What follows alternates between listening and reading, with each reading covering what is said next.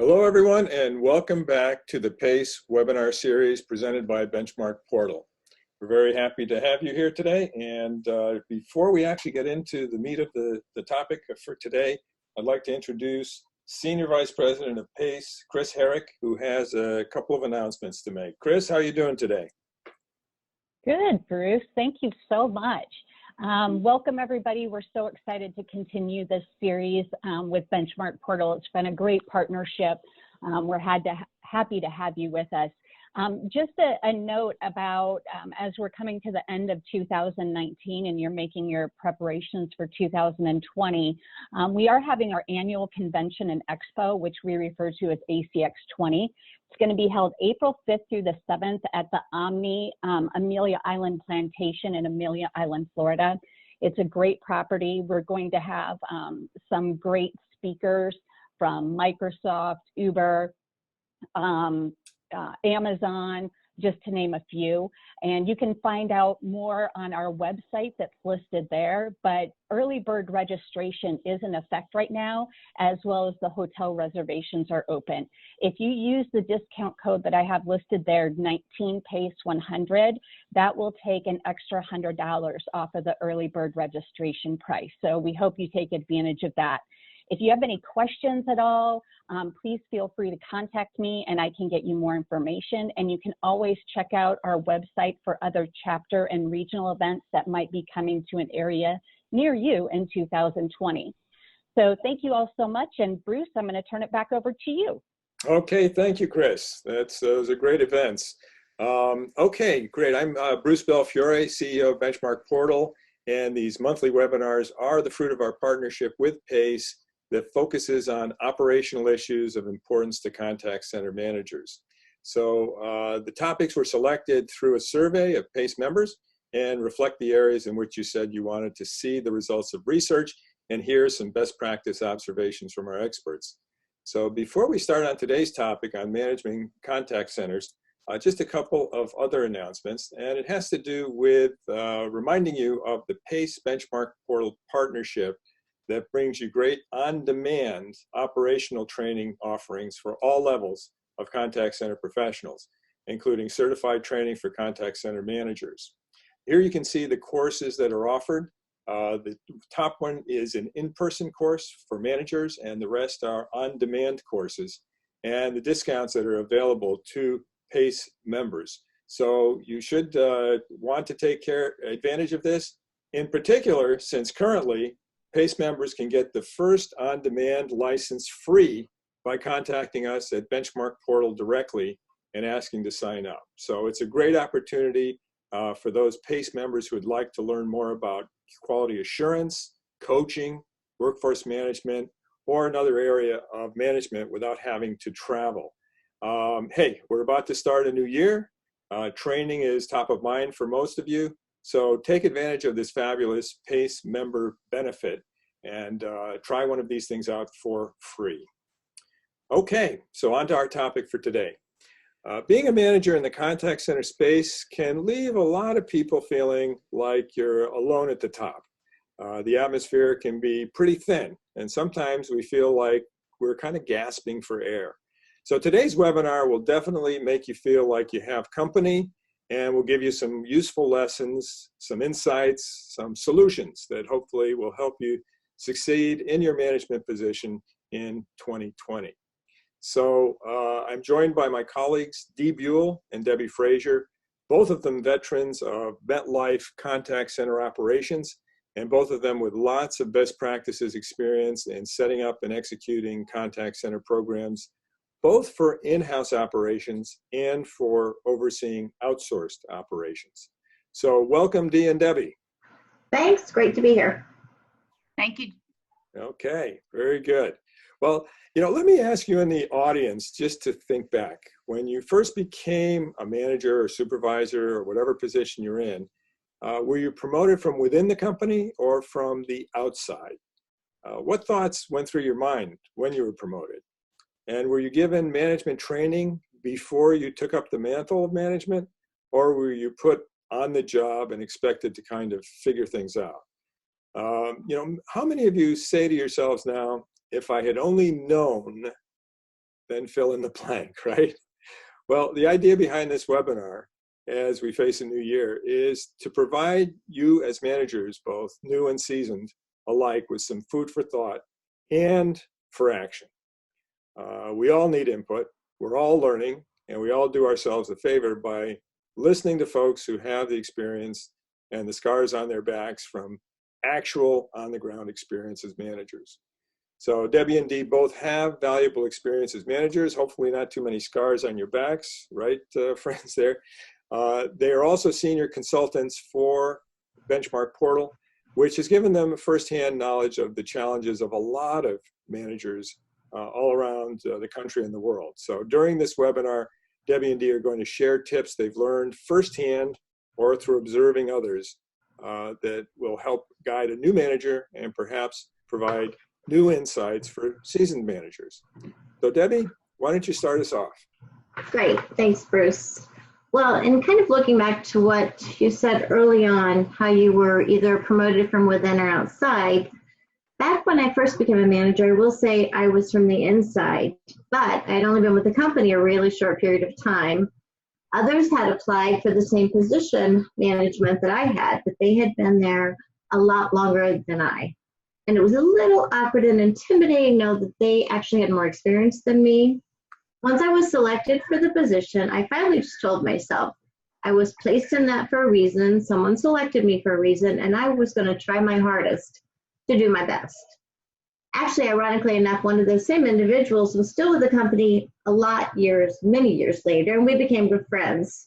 She went into another area in the company completely, which was really a great fit for her. So, you know, whether you're going into any kind of a new role, a particular leadership role, can be a little scary at times. So hopefully what we talk about today will be a help to you with some of the tips. So the first thing we're going to start with really are some tips. Some of you have probably heard these before.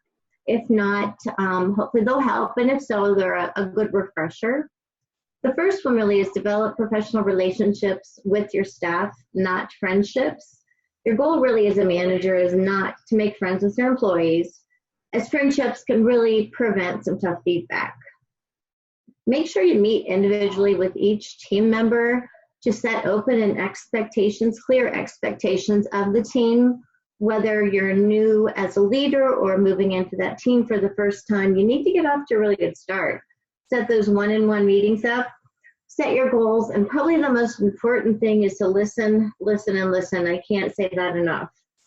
Make sure your team has a clear understanding of what they're responsible for. Don't be afraid to really delegate tasks as you show support for individual growth with them.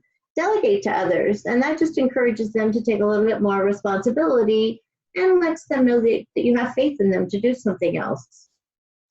Try and always lead through example and being visible to your team. Your team is really paying close attention to you now in that leadership role, and what you do and say carries a lot more weight now than it ever did before. Being visible also to your team is important, as really the more visible you are, the more people are really going to feel that they can connect with you. Another that's super important tip is find a mentor that can provide support to you as a new leader. Having a mentor someone just to confide in as a new leader is so important. You're going to run into a lot of different situations in which you want some informal advice, and a mentor can really help support you. And a mentor usually is one that will keep everything confidential. So look at also the company from your leadership perspective and define expectations with your boss. Remember that the expectations your boss has need to be clearly understood. Sometimes we make too many assumptions that aren't accurate. So make sure you have it defined. And then also dress like a leader. So important to dress like a leader. This so often really is overlooked too many times. And what I said earlier, you are watched by everyone now in how you dress as well. Look professional, even if the dress code is casual. Again, this time, try not to fit in. You need to be able to stand out as a leader, and you really, really always should act and look professional. So if we move on, a couple things we're going to look at next are some phrases on the next page that we want to avoid saying as a leader. And I'm sure some of these we probably have said from time to time, but I'm just going to hopefully share some information with you here that will help as far as what kind of goes through minds when you hear some of these. I think is one of them. Great leaders should sound confident. I believe actually is a much better choice of words. And using I think, they might only believe part of what you say since you don't sound very confident. I'll try. To most people, sounds like it probably won't work. It's okay to use it in the right context sometimes. But as an example, if you ask someone to get something critical done by tomorrow, and they reply, I'll try, what do you think is going to happen? Doesn't sound very promising that it's going to get done. Don't bring me bad news or surprises.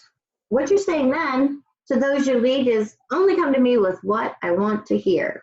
As a result, people are just going to take and sweep anything bad, anything you need to know under the rug. So when you do finally find out what was going on, it might just be too late. You're just lucky to have a job. People really, a lot of times quickly and luckily can find another job when they hear this. And to most people, that's going to be perceived as a threat when you're saying you're just lucky to have a job. I'm the boss. Obviously today, being the boss looks a lot different than it has in the past. It requires a lot of calibration, relationship building, and respect. And making statements like this, even if it's joking, makes others feel really uncomfortable. Yeah, I might just interject here, Debbie, that these are important points, and there may be a few red faces among our listeners because they may hear themselves in some of these phrases. I think all of us do from time to time. But this one about I'm the boss is, of course, a turnoff for everyone, but think about it, especially for those in the millennial generation and Gen Z. And those are folks who are Gen Z are flooding into our centers now. And we need to be able to communicate with them well and make sure that we don't turn them off through these things that we say. So there's that old adage, leadership is never having an off day. Leadership is never saying the wrong thing. There's pretty high standards, obviously, pretty high bars, but something definitely to keep in mind for your whole workforce, but in particular for the millennials and Generation Zs. Yeah, definitely. Good point, Bruce, for sure. The next one, failure is not an option. So really, if you're saying that failure is not an option, you're going to put real limitations, I think, on creativity, risk-taking, and it really can kind of create fear with people. Instead, send that message that it's okay to fail as long as you're failing forward and that you're learning something from it. And Deb, another part with that is by using that term, failure is not an option, it can really demotivate people, especially in call centers where there's really high expectations and they set goals that are very, very high. And if it looks like it's going to be challenging to meet that goal, it can be a real demotivator where the folks will just stop and not try. So definitely stay away from that particular statement. Yeah, definitely. A good point, Dee. Thanks. Another one is, that is not my fault. Well, as leaders, I think we all understand that we're going to be accountable. If you're the leader, most likely it's going to be your fault one way or another. You need to accept responsibility for it. Another one, and notice the I in this one. I had great results this quarter. Again, great leaders they recognize that they're not the successful ones without their team and organization. So it needs to not be I, but be we always. The leadership role should not be an I position, since you can't truly be successful alone without your team. I like people who think like me. I think if everyone is like you, then boring is what it would be. So we don't need more people like us as leaders. We really need people who look, think, and act differently. That's really what makes up a team. And this last one, really, I hate my boss, job, or coworkers. Again, even if it's in a joking manner, speaking ill of others really takes trust away, diminishes trust quickly. So the foundation for your success, again, as leaders, you need to build it on trust. You might have some days that are really rough, but when you do and you want to confide in someone, that's a good time to have a mentor that you can really talk to. So with that, we'll just move briefly into becoming a strategic leader. Strategic thinking, obviously, is something that's very important, and it's up to you understand and make sure that you understand the relationship between the organization and the environment. Leaders really should communicate the current mission and vision statements to employees by really highlighting the strategic plans and how the team actually ties into that. Making sure that you have all the information and show how it is aligning with the company goals is very important. Part of your real role as a leader is to make sure you bring key information into the room, but don't make it so detailed as it's confusing and really hard for them to follow. Strategic acting is really just taking action consistent with the direction of the organization. As a leader, you don't want to overpower the group, but make sure all their voices are heard. So when employees don't agree with you sometimes, what you said, if you notice they're very, very slow to respond, kind of keep that in mind when offering recommendations that maybe you need to do a little bit more probing as far as to get their thoughts out. And then strategic influencing is really building commitment by inviting others to the process. You need to engage employees, which will help them recognize and take some ownership of what they're working on as well. And it's very important to always follow through and hold people accountable, the ones that are in those positions. Too oftentimes, strategic plans are really just put in place and then put up on a shelf to say, oh, we did that, it's done. Well, you want to avoid that. You want to make sure that there are monthly, quarterly reviews out there that are in place, just sort of forcing you to making sure you're not forgetting about it and staying on top of it. Mm-hmm. So strategic planning really will have its successes and failures, obviously. So make sure the biggest thing here is that you celebrate when objectives are met. Yeah, if I could just add here, Debbie, one of the things about the strategic or becoming a strategic leader is that it's part of the fun of managing, part of the satisfaction of developing yourself as a manager. In other words, opening up your mind, getting away from the day-to-day and taking a look at how you have an impact on the enterprise as a whole and how your leadership style is affecting the morale and the functioning of your center. So it really is something that will add to your job satisfaction if you can take that step back and really look at things strategically and become a strategic leader. So these are all great inputs. Thank you. Yeah, and actually, I think, again, many of you have heard this, and I think these statistics really bring it to light as how realistic it actually is. So people leave managers, not companies. Gallup actually studies show that only 1 in 3 employees are engaged. Even worse than that, over 50% of people have actually quit a job specifically to get away from their manager. And I'm sure one of you probably or more of you have done that, or people that you know have done that. And then really, is it any surprise that 69% of managers are really afraid to talk to their teams? So keep in mind, a bad manager can take a good staff and destroy it, causing the best employees to flee and all the remainder to lose all motivation. So with that, I will turn it over to Dee, who has some information on communication. Thank you, Debbie. And you know, as a manager, communication is the key to your success. And you need to communicate effectively at several levels of the organization. And the one thing I absolutely recommend is get engaged in the organization. You know what is going on in the company and what the goals and the expectations are of the senior leaders. So be engaged in the organization and know your audience that you're communicating with. You're going to be communicating upward with senior leaders, sharing valuable input. They're looking to you for that input.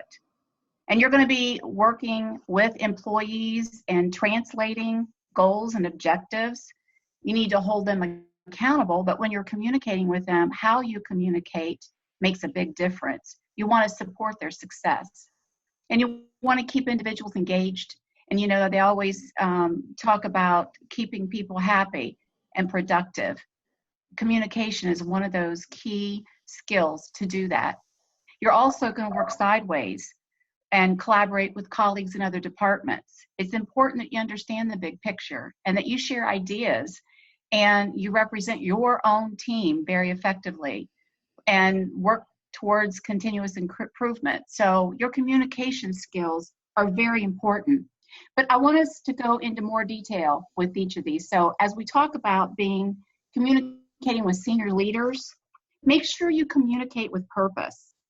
You know, it's always good to listen to what other people are saying and then share information as is appropriate to show you are engaged in the meetings. Before you go into a meeting, make sure that you read everything that you can and any other resource that's there, whether it's attend a shorter meeting or whatever, but go in prepared and do your homework. The other point I would say is use proper media to share your ideas.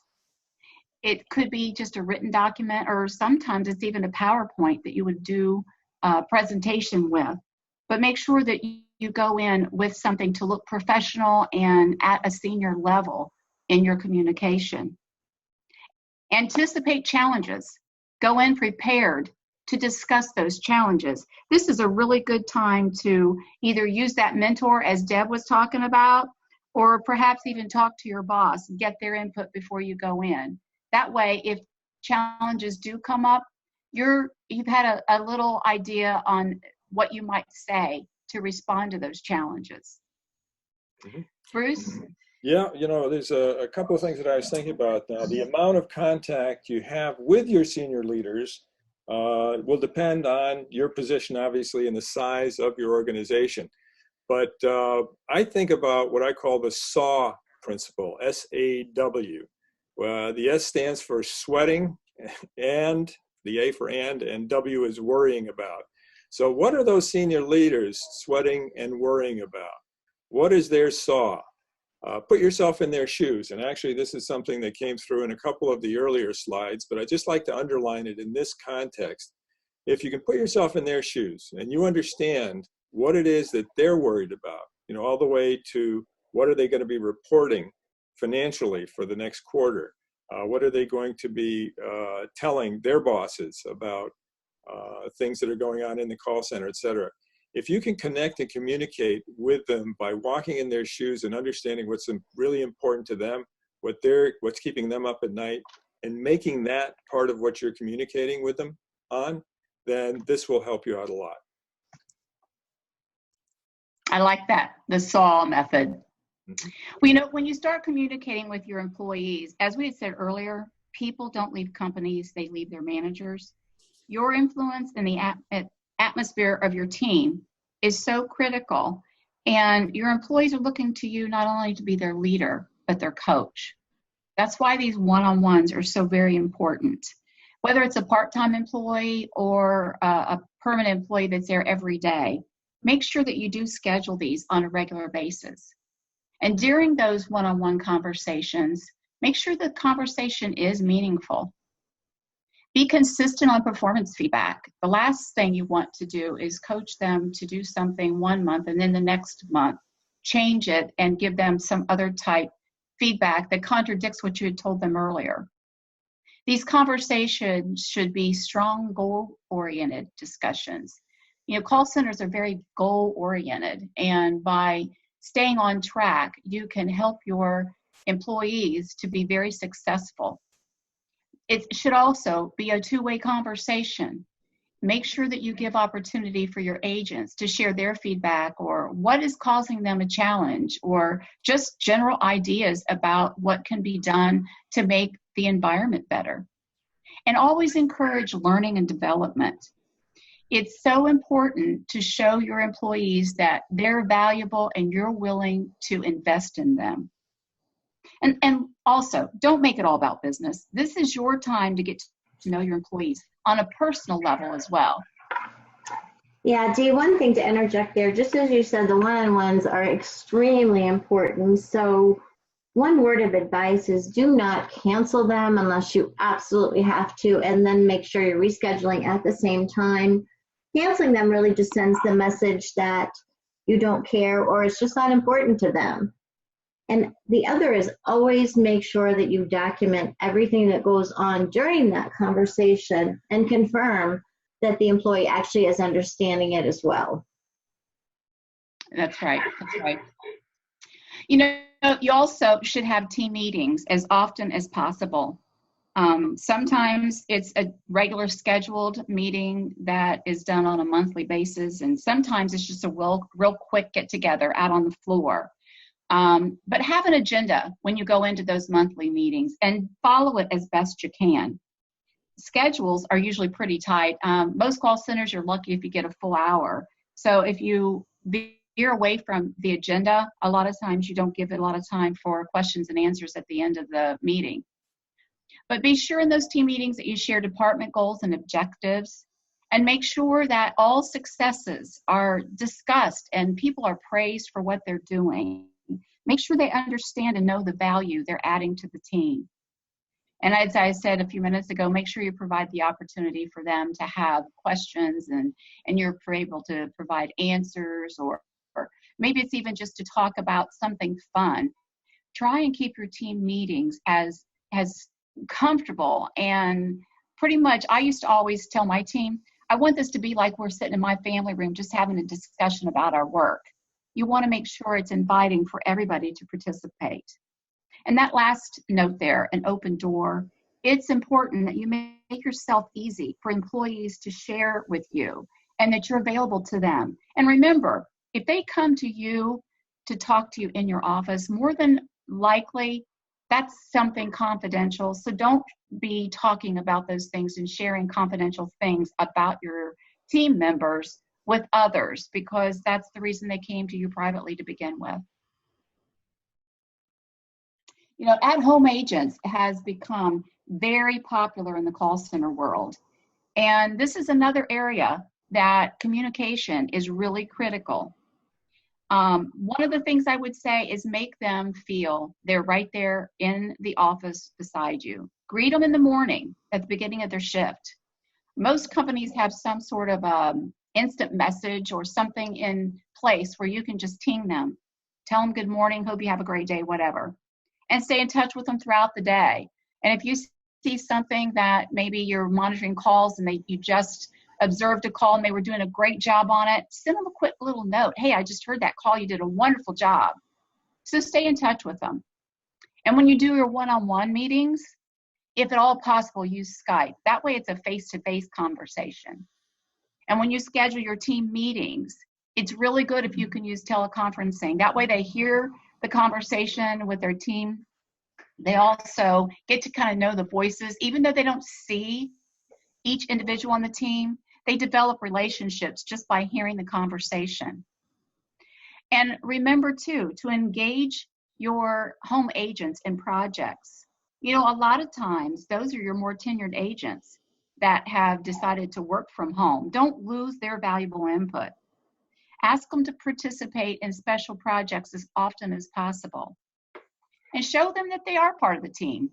I want to share an example that I personally experienced. When I was managing at MetLife, we started an at-home project, and I was fortunate to find a supervisor who had experience with leading virtual employees.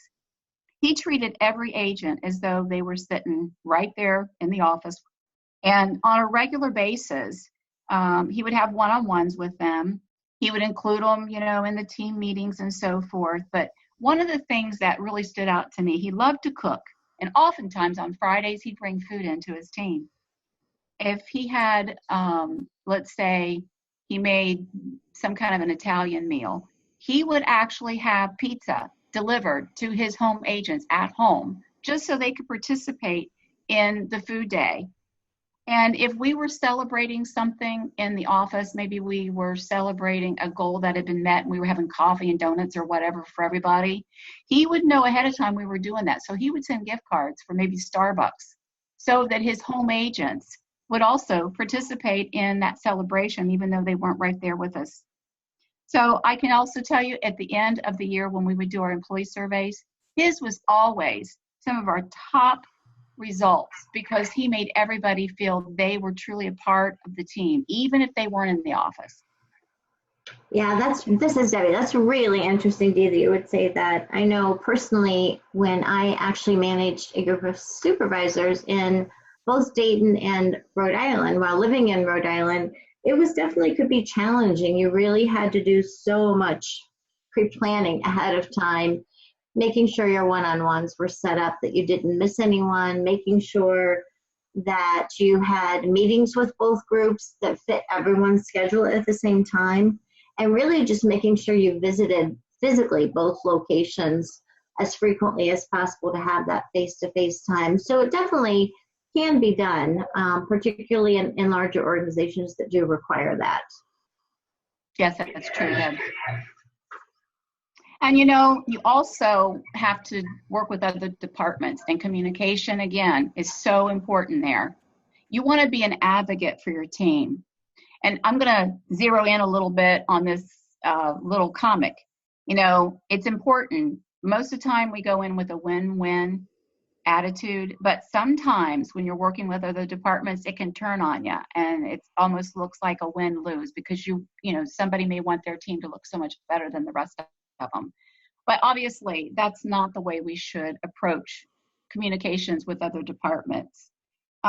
It can be difficult sometimes. Silos can be really hard to correct. And if evidence is one of those things I always recommend. When you're sharing input about your team or about a process that your team's involved in, if you can prove through a report or some evidence, communication from a customer or whatever, it's so important. And you really want to listen to what's being said. We keep saying this about listen throughout the webinar so far, but I can tell you that is your number one communication tool. We actually listen more than we speak or read when we talk about communication. And ask your stakeholders for their experience and input. What are they seeing from your team? Your stakeholders can share things with you sometimes that you never would have imagined, but from their perspective or input that they're getting, it's really important for you to hear it so that you can improve and accept that criticism. And if you are sharing information to other teams, make sure that you do it in a constructive way. It's one of those things that we're all in this together, and nobody gets there until we all do. Dee, if I could just add that in thinking again about your development as a strategically minded manager, this really is great, because crossing these silo barriers that Dee is talking about can really be a fabulous opportunity for learning and managerial development. It can add to your interest in the job. It can really make your job a lot more interesting, broaden your contacts in the company, and really help you understand how the company works overall. So you can convey your insights to them, which they oftentimes really need, because people outside the contact center function oftentimes don't understand what we go through. But it's also your opportunity to learn from them too. What are they sweating and worrying about? So go in with an open mind, and you'll really learn a lot. It will pay dividends for you. Thank you, Bruce. And you also want to choose the appropriate channel. There are so many channels of communication in the call center world today, and depending on your audience, choose the right channel. You've got the face-to-face, the telephone, video conferencing, you've got your written communication, you've got PowerPoints, you've got handouts, you've got newsletters. There's just so many different ways that you're communicating. Make sure that you spell check all forms of written communication. It's terrible, but sometimes even those folks that you don't expect to find those errors, they're going to point them out to you very, very quickly. But keep the message focused also. And when you are writing, make sure, and even when you're talking, make sure that you keep your tone the way it should be. There's so many times your tone can make or break the way it's received from the party you're actually communicating with. And if you are setting expectations, be sure to be specific. Make sure when you walk away or when you deliver that communication that the individuals receiving that communication understand completely what you're saying. And anticipate questions too. Be available for conversations and make sure that folks, if they do have questions, they feel free to come to you. And I guess the number one thing I keep saying is make sure you listen to the feedback. Make sure that you are learning from your own communications what people need to hear, expect to hear, and how they're receiving the information you're providing. You know, team huddle boards has really begun to be very popular in the call center world, and I would definitely recommend that you use them. It's just a visual board that you use you keep your employees engaged in, and it's a real good way to collaborate with issues and suggestions about the call center world. You know, what's important in your team. And it helps to engage the employees. Everyone's not willing to speak up, but they might write something down and post it on a board. A huddle board should be displayed in an area where everybody sees it and that they can see what people are saying. In this generation, and I know Bruce talked a little bit about Gen X, they would much rather communicate by texting or instant message or whatever than to actually talk on the phone. So even talking in public, sometimes in a team meeting, isn't their favorite way of communicating ideas. But a huddle board is a great example of how to let them express their thoughts and ideas without really having to speak. I would also recommend that once the meetings start, when you have your team meetings and you're looking at the information, move to the analysis and decision mode very quickly. Deb, you want to go over the pick part? I know you've used that quite a bit. I have actually used the pick, and it's really a good process to go through to help you make some decisions. So the P is actually possible. Any idea is possible, but is it easy to implement, and does it have a low payoff? The I is the implementing ideas. Are they easy, and do they have a high payoff? Challenge, are they challenging, hard to implement, but likely to have a high payoff? And the kill ideas they're really hard to implement and have a low payoff. So if you're trying to make a decision, it's really kind of helpful to use that method to help you kind of prioritize what you'd like to really start with. Thank you. You know, it's important that we understand all these. But the other thing, Bruce, can we go back just a minute? I want to talk a little bit more about this board, though. I want to make sure that I stress the use of colors and stars and as you can see here, all the arrows. It's important to be able to highlight the important information on there. And as a leader, make sure you check that board often. And when you go into your meetings, that you're aware of what's up there and ready to really have good discussions. And use the PDSA method as a template as a manager to track these things. It's important that you understand, okay, these were the things that were brought up. Here are the things that we're going to just do right now. And here are the things that were challenging and maybe we did kibosh them. But why did we kibosh them? Keep good records of what's up there and make sure that you also track the progress being made with your department. And celebrate every success, regardless if it's a big success or even those little wins. It could be that one individual that's kind of quiet and they made a recommendation and you acted upon it. It may not have been a huge impact on the business, but still celebrate those. Make people feel that their input is valuable, regardless how big or small it is. And if I could just add, again, the PDSA plan, do, study, act. And when these huddle boards are called that, because when you have your meetings, you're huddled around the board, and it gives a great opportunity for focus on those things that are important in terms of the goals that you're trying to achieve. So this can be a really powerful tool to use, and we've seen that time and again. So thank you very much for that. And I want to share an example. I remember being in a center. I was doing an audit for Benchmark Portal, and they were showing their huddle board. Don't just keep it to processes, there was someone that had put up there that they thought that it was very difficult to find a parking spot and that they wanted to use the parking in the building, but it was too expensive.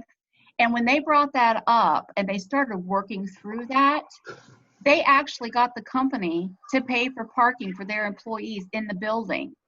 So don't just keep it focused on processes. Let that huddle board be anything that is important to your agents.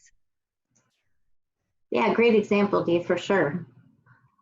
The next few pages, we're just going to talk a little bit about technology, because that's obviously a big portion of your job as a leader as well. Technology is really an enabler. It automates time-consuming tasks and really helps you improve efficiencies. From a management perspective, the reporting that comes from the technology is really, it's invaluable to you as a resource to provide information and really help you focus on what's important. So some of the importance of technology in leadership we'll touch on here. You're responsible, obviously, as a leader for so many aspects of the business, and time management, as we all know, is critical for your success. I'm sure we all tell ourselves daily, use your time wisely. So really identify all the technologies that support your team, whether it be phones, your workforce management teams, accounting systems, CRM systems. There's many that go on and on. Get a full list of reports from those technologies. Study the content and ask questions. Make sure you understand the information that is in them. Don't be afraid to ask questions about it. Determine if you have the ability to customize any, or maybe the reports just don't fit your need at the time. Oftentimes, I have seen data collected in a particular system that's not really listed on the standard report. So don't hesitate to request even for something to be added if you find it helpful. It's also important to know the capabilities of the technology. Many times, there are features of a particular technology that maybe wasn't used when it was first introduced a few years ago, but it might be valuable today. So all options can be out there and on the table. A great way to show really value to your boss is going to be to look for opportunities and solutions to gain efficiencies. And one of the best ways to do that would be through using some of the technology that maybe you're not using right now.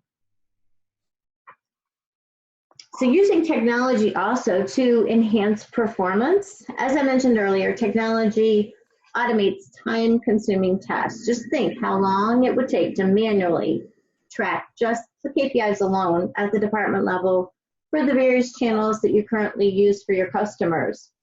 Dashboards that are automatically created can provide such valuable and useful information. These can be done actually even at an agent level, a team level, department level, or all three. It really can provide you an overall picture of how you're doing in comparison to your goals, reflecting your positives and your opportunity areas. I was actually a call center manager prior to some of this sophistication with technologies, and it took hours to complete a spreadsheet just to come up with some telephone statistics. One wrong formula and it was messed up and you would have to start all over again, and it created all kinds of issues. So many technologies now have the ability to interface with other technologies really to create dashboards that do all the work for you. And it's consistent between all users, which is very important as well. So don't need to create your own spreadsheets when your software can do it for you. Just explore any options and don't be afraid to ask for help. Now that we've touched on technology a little bit, let's hear from Dee about very important topic, 2 leaders and motivation. Okay, thank you, Deb.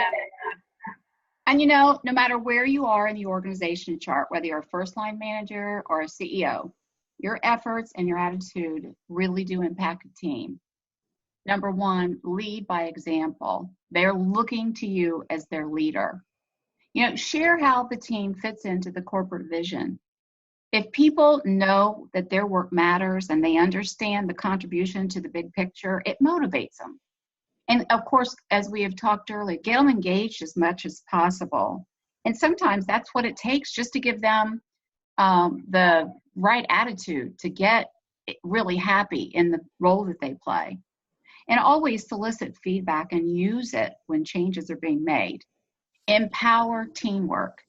You know, sometimes it's a good time to be hands-on, but oftentimes you need to just walk away and let them take it. And also, purpose plus praise equals a winner every time. It's important to give praise as much as possible. Bruce, want to go? There, thank you. And, you know, show them that you care. You know, we've already kind of gone into detail about the one-on-ones that you do monthly, but during those one-on-ones, obviously, you want to get to know them on a personal level, and it should be about their performance, and you should be coaching them about their needs and their career goals and so forth. But, you know, when I say show that you care, sometimes, you know, give them a birthday card on their birthday, or if you know their kids are performing a musical or something, make sure you ask about those things. Or maybe they're in sports, or perhaps the individual is running a 5K. Know about that. Ask them about that when you're in their one-on-ones. And praise in public. You know, share team performance and recognize those top performers. Reward individuals that go above and beyond. It's so important. Praise goes a long way. And the best praise is timely and specific. I couldn't agree more, Dee. One example of something that we used to do is around public recognition. About every 6 months, we would select top performers, and we would do it while they were on the floor with their peers. We would tap them on the shoulder to announce a special event that they would be attending. It was great for everyone to see who was selected, what the exciting event was going to be. And it was great because it was a public event that everyone could see that, and it made them feel really good to have attained that throughout the full 6 months. So it is very, very important that you do that public recognition. Yes, Deb. And I can also say that when we did those, oftentimes they were so motivated, they worked even harder to get the next 6 months so that they could be recognized and rewarded. So that's a good example. I also want to talk about career development, though. You know, when you grow your people, one of the best ways to boost employee morale is to invest in them. And whether it's learning a new skill or maybe creating a clear path for promotion that you know they want, just the small things that a manager can do to help them really goes a long way. As we had said earlier, you know, employees leave managers. They also stay for managers. Many times they feel that that manager's in their court and they want to stay in that team because they know that they will help them grow and attain their career goals. I also recommend that you make sure that the training that you provide to them, it either enhances their skills or it broadens their skills so that they can participate in teams. They can have those perks that go along with understanding and knowing and being selected to participate on a high visible project. And also create a warm and inviting environment. You know, maybe it's just having candy on your desk, or maybe you have coffee and soda when you have your one-on-ones. Just do what you can to keep the team truly as a family. One of the things that I used to do that was always so much fun and we enjoyed, we would just meet early before work ever started to have breakfast sometimes. And you'd be surprised how those little things make people feel like they're valuable. You're on their level when you're out of the office. You're just one of the team.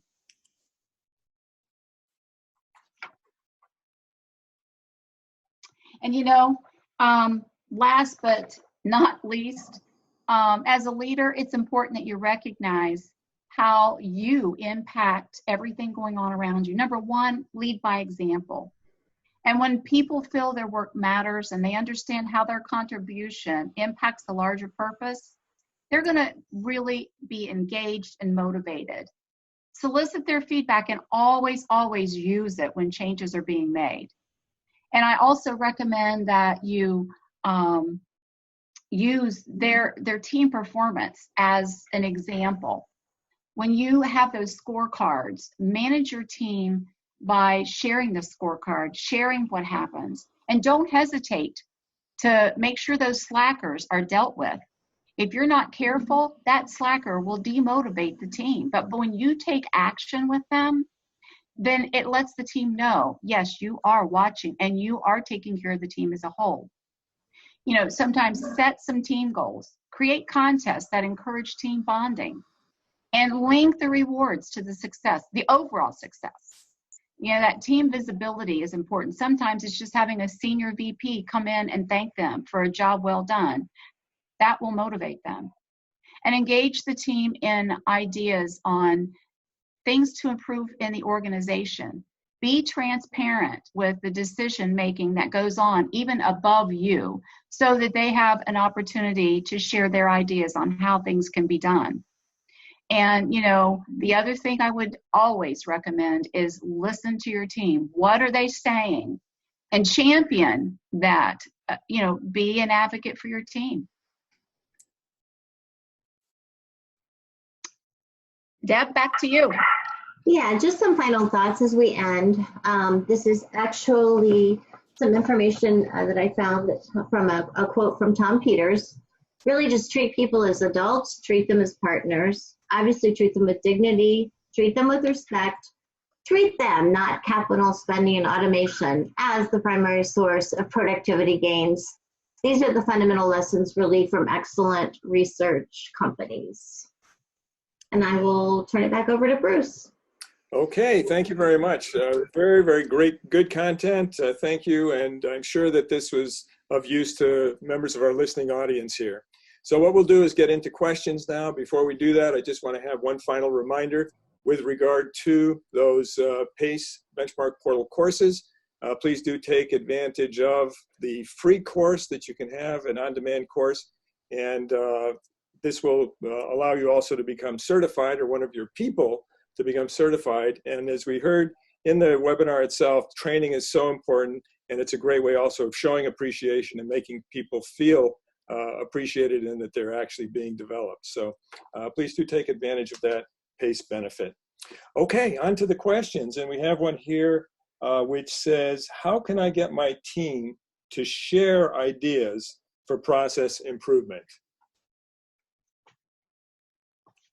I can take that. Yeah, I was going to say, let me take that one for you.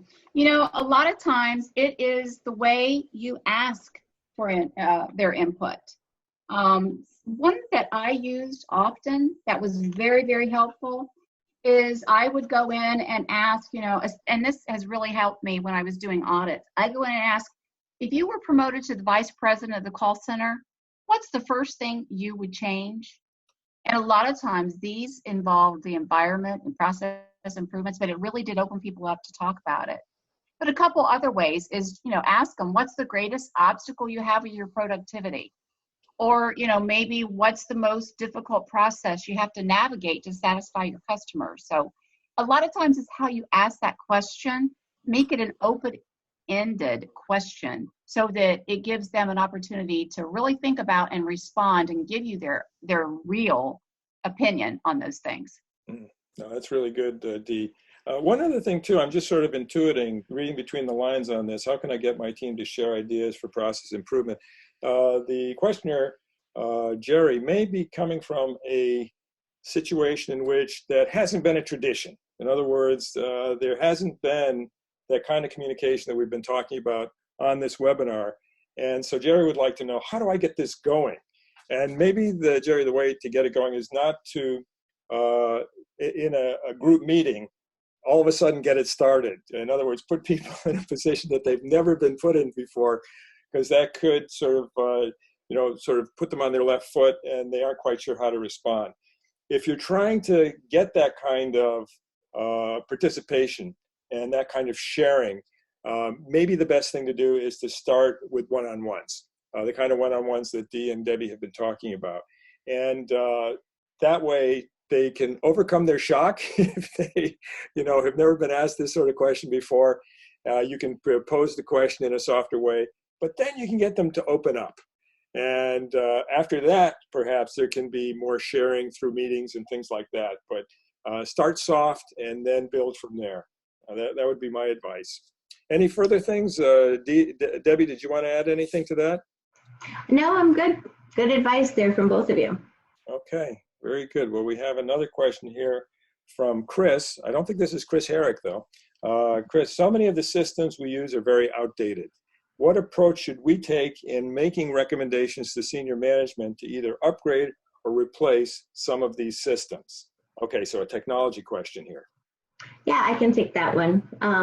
Really a good place to start is take a look at your metrics and see what systems are creating issues on those, whether it be a slow response time or being down at all. Oftentimes, companies don't track that time, so they don't know the impact that it's having to the metrics. So that's always a good place to start. Track it, whether it be monthly, weekly, quarterly, just so when you make recommendations from a systems perspective, you have that to show as an example.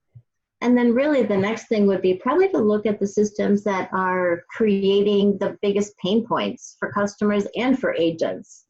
So many systems interface with others that in many situations you really are going to have to look at more than one at one time, but you just need to kind of prioritize. But I really would recommend starting with what kind of systems you have that are creating issues specifically around your metrics.